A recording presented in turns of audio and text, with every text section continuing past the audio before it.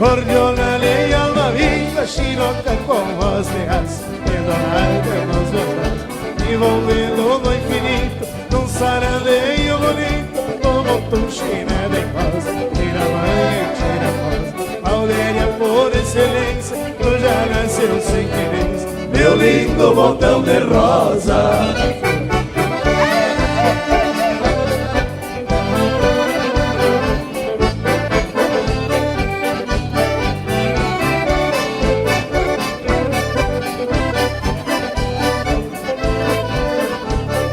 Oriola velha vingança, prastequeita e sentimento, estadio no firmamento, guerreira de alma nova, tu é a mais linda chiluma que todo mundo esperava. A virada está, a decisão dividida, foi Toshinoca querida, e completou o que faltava.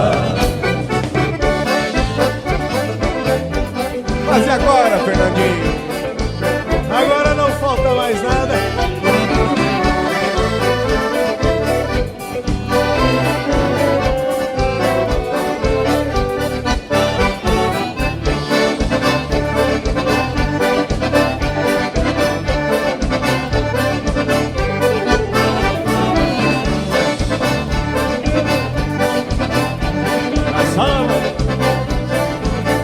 Cordiona estilo simples, muito pra mim no retrato, resto desse pra falar, com piada de judiaria, das guerras de rebeldia, carrega o fumo do vulto, no coração dos mais brutos, entrou com facilidade, ao flechaço de saudade, que não tem substituto.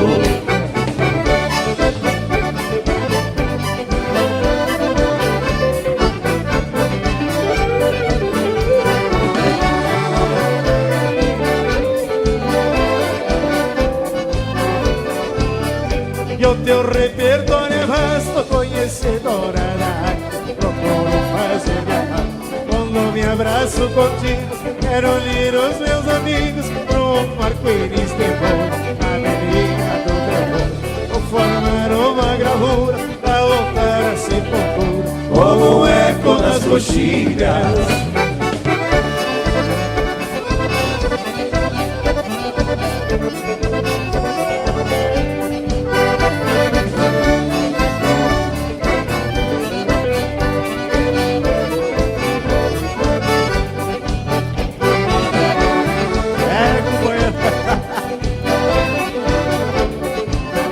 Tânia, vem!